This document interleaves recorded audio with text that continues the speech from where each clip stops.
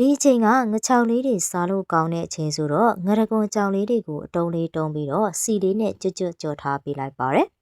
။ပြီးရင်တော့ကြက်သွန်ပြူကြက်သွန်လေးနဲ့ငရုတ်သီးခွဲချမ်းမုန့်ကိုကျွတ်လေးစီသက်ပြီးရင်တော့ကိုင်းခင်းညင်သီးလှီးထားတာလေးထည့်ပြီးစီသက်ပေးလိုက်ပါတယ်။